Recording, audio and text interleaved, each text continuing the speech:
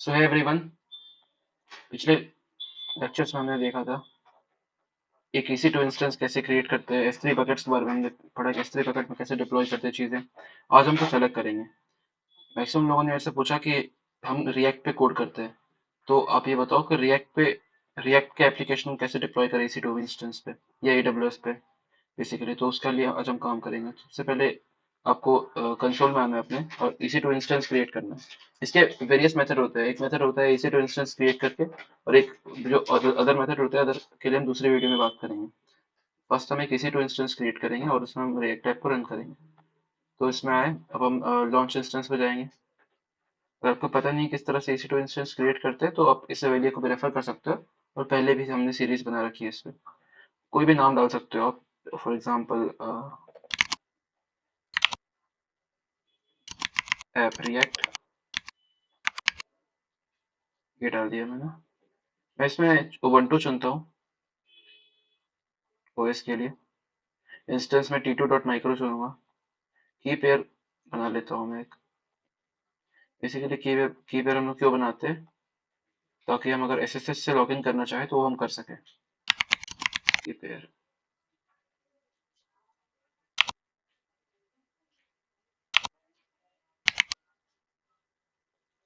कुछ भी आप नाम रख सकते हो इसका। ओके, तो मेरा की पेयर भी डाउनलोड हो गया। ये सारी चीज़ें हम डिटेल में डिस्कस कर चुके हैं, कैसे कैसे क्या होता है जब हम अपने HTTP को अलाउ कर देंगे, HTTPS को, HTTP को। बाकी सब डिफॉल्ट रख के हम इंस्टेंस को लॉन्च कर देंगे। इससे हमारे जो नॉर्मल बेसिक प्रोसीजर था EC2 इंस्टेंस बनाने का, वो हम कर रहे हैं। और अब मैं आपको दिखाऊं कि हमारा रिएक्ट एप्लीकेशन कहाँ है। ये हमारा रिएक्ट एप्लीकेशन है। एक सिंपल सा टेम्पलेट है रिएक्ट एप्लीकेशन का। तो मैं चाहता हूँ इसको मैं लाइव करना चाहता हूँ, मतलब इसको जो लिंक बनेगी वो कोई भी इंसान खोले तो वो ऑलरेडी AWS पे हो। तो ये हमारा EC2 इंस्टेंस बन चुका है। अपने इंस्टेंस पे चलते हैं हम। ओके, सो इंस्टेंस, ये हमारा इंस्टेंस अभी खुल रहा है। सबसे पहले तो आपको ये जो हमारा ऐप है, आपको इसको गिटहब वगैरह पे डिप्लॉय करना पड़ेगा। गिटहब पे मतलब डालना पड़ेगा, रिपोजिटरी बनानी पड़ेगी। तो अगर आपको गिटहब पे रिपोजिटरी बनानी नहीं आती, मैं अज्यूम करता हूँ कि आपको आती होगी गिटहब पे रिपोजिटरी बनानी। और आपको नहीं आती तो आप कमेंट कर सकते हो। मैं नेक्स्ट वीडियो गिटहब पे रिपोजिटरी कैसे बनाते हैं उस पर कर देंगे। तो गिट इनिट, तो ये ऑलरेडी इनिशियलाइज है गिट पे। गिट ऐड, इसको हम गिट पे ऐड करते हैं। Git commit.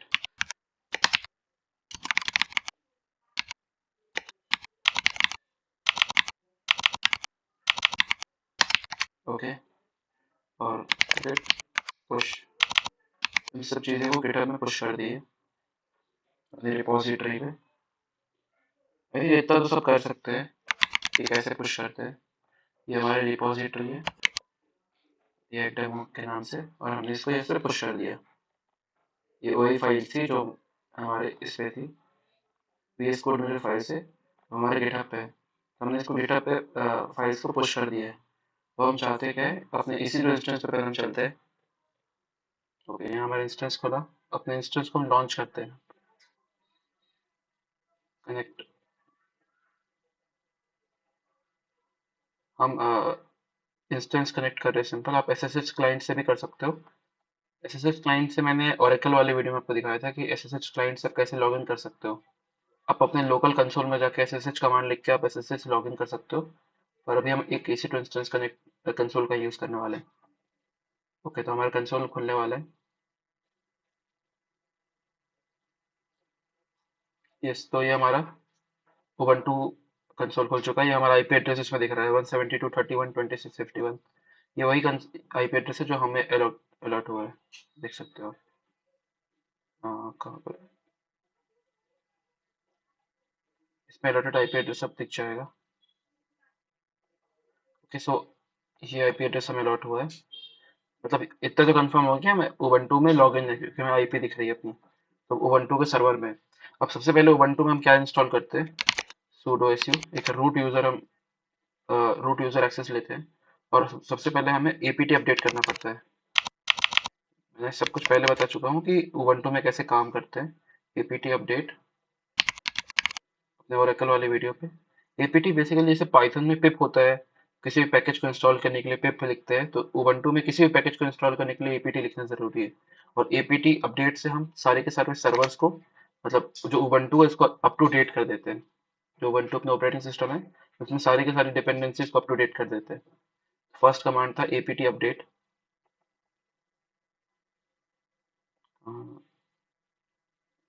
सबसे पहले लिखा हमने sudo su, फिर लिखा apt अपडेट। ओके, देन अब हम क्या करेंगे, apt अपडेट लिखने के बाद बेसिकली अब हमें npm इंस्टॉल करना है। ये हमने रिएक्ट की फाइल है पहले हमारे पास, पर हम चेक कर लेते हैं इसमें हमारे पास क्या है।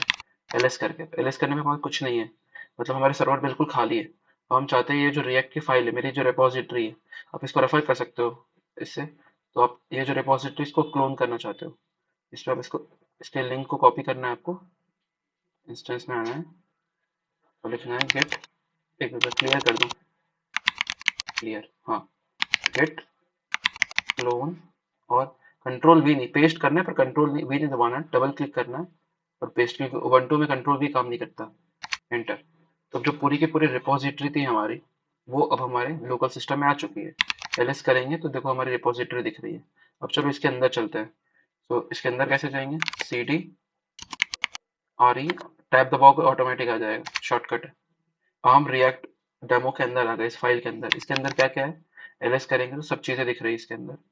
अब आप, अगर आप रिएक्ट चलाया आपने, तो सबसे पहले हमें npm इंस्टॉल करना पड़ता है, क्योंकि सारे के सारे पैकेजेस, जैसे रिएक्ट में क्या है, पैकेज डॉट जेसन, ये चीज़ है। तो इसको आपको इंस्टॉल करने के लिए सारी डिपेंडेंसीज, ये नोड मॉड्यूल्स, ये सब चीज़ आपको इंस्टॉल करने के लिए अ, आपको पैकेज डॉट जेसन करना, यूज करना पड़, मतलब पैकेट डॉट जेसन को इंस्टॉल करने के लिए आपको npm इंस्टॉल करना पड़ेगा। पर इसमें एक कैच है, अगर आप npm इंस्टॉल करते हो तो ये आपको एरर थ्रो करेगा कि आपने npm अपने सिस्टम पे डाला ही नहीं है, npm इंस्टॉल ही नहीं किया है। तो आप npm इंस्टॉल कैसे कर सकते हो, अपने npm तो पहले इंस्टॉल करो। तो मैंने आपको बताया था apt, जो हमने अभी अपडेट किया, जैसे पिप होता है, apt इंस्टॉल npm। अब हम npm को इंस्टॉल करेंगे पहले। तो ये हमारे सिस्टम में npm इंस्टॉल हुआ, यस। npm इंस्टॉल करने के बाद अब हम npm इंस्टॉल जो कमांड है वो लिखेंगे, ताकि हमारी जो पूरी पैकेज और जेसन है, जो सारी डिपेंडेंसीज है, वो सब वर्क करे। बेसिकली ये सीन है। ये चीज़ें अगर आपने रिएक्ट की है तो ये चीज़ें आई थिंक बेसिक्स है जो आपको बनती होंगी मेरे हिसाब से। ओके, वेट करते हैं इसका होने का।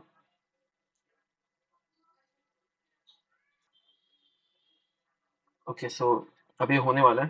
तो ये करने का मेन मतलब आपको पता चल गया होगा, क्योंकि हमें सारी के सारी डिपेंडेंसीज चाहिए होंगी यहाँ पर। अभी हमने कोई भी डिपेंडेंसी इंस्टॉल नहीं किया है, तो npm इंस्टॉल कमांड लिखने से हम सारी की सारी डिपेंडेंसीज को, रिएक्ट की सारी की सारी डिपेंडेंसीज को अपने उस फोल्डर में इंस्टॉल, मतलब डाल दिया।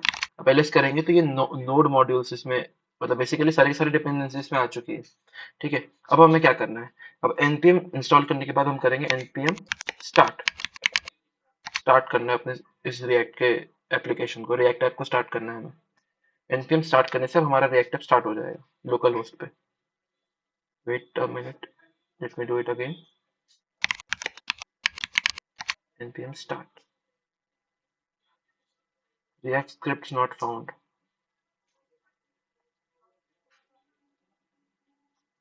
ओके, सो एक बार फिर से हम npm इंस्टॉल कर देते हैं। npm इंस्टॉल, npm इंस्टॉल या npm आई भी लिख सकते हो, मे भी कुछ चीज़ें इंस्टॉल नहीं हुई है अभी तक, रिएक्ट स्क्रिप्ट्स इंस्टॉल नहीं दिख रहा। फिर से कर लेते हैं एक बार, wait for a second. Okay, so पिछले हमने क्या किया था, ये रिवीजन कर लेते हैं शुरू से। बेसिकली सबसे पहले हमने अपने गिट रिपोजिटरी को क्लोन किया।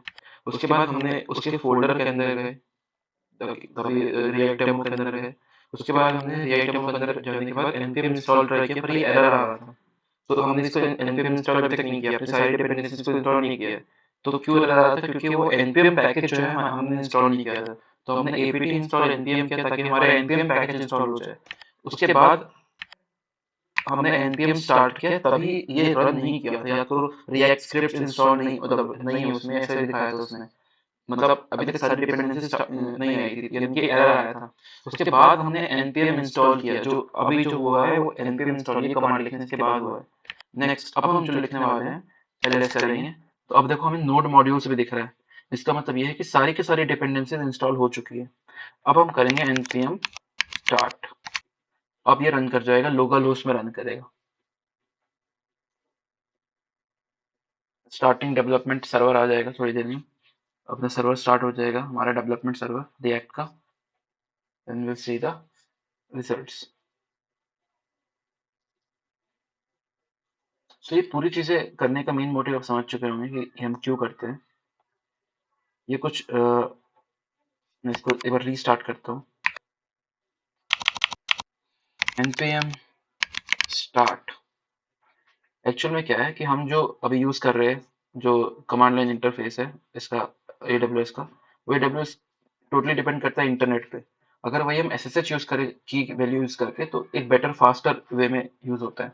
तो मैं एक काम करूंगा, नेक्स्ट वीडियो कोई बनाऊंगा तो SSH यूज करके बनाऊंगा, ताकि आपको हर चीज का डाइवर्स नॉलेज हो कि SSH में किस तरह से इम्प्लीमेंटेशन होता है, और CLI में किस तरह से, ये AWS CLI में कैसे होता है। तो बस ये स्टार्ट होने वाला है।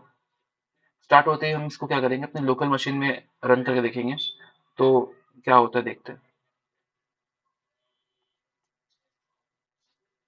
यस देखो, ये लोकल होस्ट में, लोकल होस्ट 3000 में रन कर रहा है। अगर हम इसे कॉपी करें, कंट्रोल सी मत दबाना, नहीं तो आप एग्जिट कर जाओगे।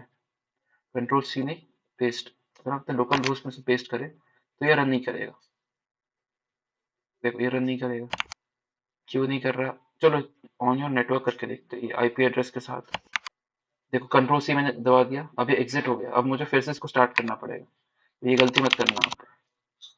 npm स्टार्ट, आपको इस पर राइट क्लिक करना है और आपको कॉपी का क्लिक करना है, कॉपी आईपी एड्रेस यूआरएल। तो अभी फिर से स्टार्ट होगा।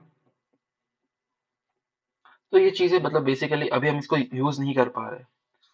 इसका मेन कारण, इसको यूज ना करने का मेन कारण ये है कि इसके सिक्योरिटी ग्रुप्स इसको रोक रहे हैं अभी। इसको मैं ट्राई करके दिखा देता हूँ आपको। इसको मैं चाहूँ, क्योंकि ये यूआरएल जनरेट हुआ और हम क्या करते हैं, इसको अपने होस्ट पे रन करते हैं, टैब पे रन करते, तो रिएक्ट टैब रन कर जाना चाहिए, पर इसमें भी वो नहीं करेगा। देख लो आप। ओके सो इस पे भी वो नहीं करेगा। तो अब ऐसा क्या करे जो इसमें रन करेगा, मतलब सारे टैब्स में रन करेगा, या किसी को भी दिखेगा, ग्लोबली रन करेगा, ऐसा क्या करे? तो हमें इसके सिक्योरिटी ग्रुप्स को सेटअप करना पड़ेगा। तो आपको इंस्टेंस, अपने वापस इंस्टेंस वाली डिटेल्स में आते हैं और इसमें अपने सिक्योरिटी ग्रुप्स ढूंढो, या नीचे जाओगे तो आपको सिक्योरिटी दिखेगा, सिक्योरिटी में जाओ। सिक्योरिटी में जाने के बाद आपको इनबाउंड्स दिखेगा, इनबाउंड्स में आपको जाना है और लॉन्च विजार्ड कर देना है। कहाँ कहाँ गए थे? अपने इंस्टेंस वाले सेक्शन में गए थे हम। उसमें हम अपने इंस्टेंस, ये हमारा इंस्टेंस सेक्शन है, नीचे सिक्योरिटी पे गए, सिक्योरिटी, देन इनबाउंड्स में गए, इनबाउंड्स रूल्स। इसमें जाने के बाद हमने विजार्ड को लॉन्च कर दिया, लॉन्च विजार्ड कर दिया, किसी में भी क्लिक कर सकते हो आप। तो ये हमारा विजार्ड खुल गया। इस पर आप टिक करोगे, इसको सिलेक्ट करोगे आप, तो आपको आ जाएगा इनबाउंड रूल्स। आप रूल्स सेटअप कर रहे हो, क्या रूल्स है वो देख लेते हैं हम लोग। तो दिस इज द विंडो। अब हमें इसमें अपने रूल्स को एडिट करना है, ठीक है। देखो आप देख सकते हो टीसीपी 80 पोर्ट पे, 443 पे और 22 पोर्ट पे हमें एक्शंस में मतलब काम कर रहा है, ये चीज़ें कस्टम है ये सारी चीज़ें। हम एक रूल और ऐड करना चाहते हैं 3000 पोर्ट पे, क्योंकि हमारा जो रिएक्ट का सर्वर है वो 3000 पोर्ट पे चल रहा है, और इसको हम एनीवेयर, कि कहीं भी कोई भी आई एक्सेस कर सके, तो हमने इसको एनीवेयर सेटअप कर दिया, एनीवेयर इन IPv4। ठीक है, अब हम इसको करेंगे सेव रूल्स। हमने अपने रूल्स को सेटअप कर दिया है, सिक्योरिटी रूल्स हमारा सेटअप हो गया। यहाँ तक तो सब कुछ हो चुका है। अब क्या होगा, देखो अब आप, हम इसमें जाके अगर अपने पब्लिक आईपी को न्यू टैब में डाले और 3000 पोर्ट मेंशन करे, तो हमारा रिएक्ट ऐप रन कर जाएगा।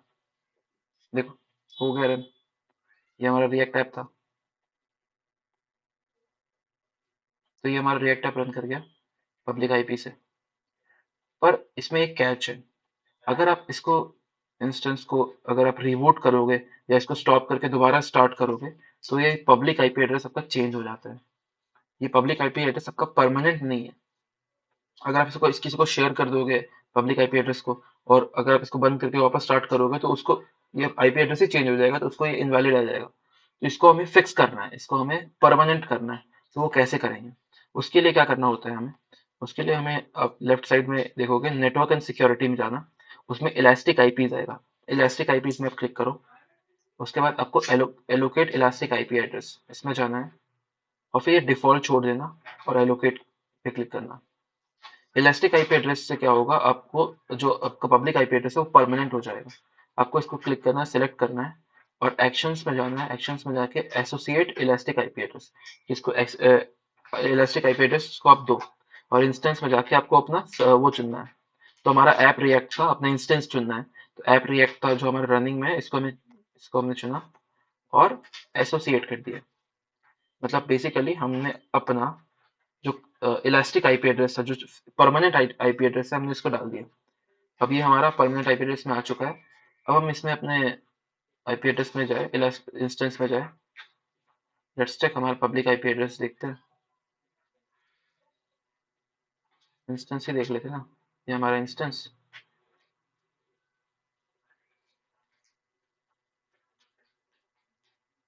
ये हमारा इंस्टेंस था। पब्लिक आईपी एड्रेस हम चेक करते, इसको क्लोज कर देते हैं। ये पब्लिक आईपी एड्रेस था, इसको किया हमने कॉपी, फिर गए, ये देखो पब्लिक आईपी एड्रेस हमारा चेंज हो गया। ये हमारा इलास्टिक इंस्टेंस का था, इस पे जाके हमने कर दिया पेस्ट और पोर्ट डाल दिया 3000, और ये हमारा रिएक्ट ऐप रन कर गया। और अब इस यूआरएल को आप किसी को भी सेंड करोगे तो उसमें आपका यही रिएक्ट ऐप खुलेगा, और हमारा रिएक्ट ऐप इसी की तरह होस्ट हो चुका है। पूरी की पूरी चीजें हमारी हो चुकी है रिएक्ट ऐप में। सिक्योरिटी ग्रुप भी हमने सेटअप कर दिया, और हमारा इसी तरह से पूरी की रिएक्ट ऐप होस्ट हो चुकी है। It's that simple. Okay, so if you like the video, like करें, और if you have any confusions you can comment, and thank you for watching.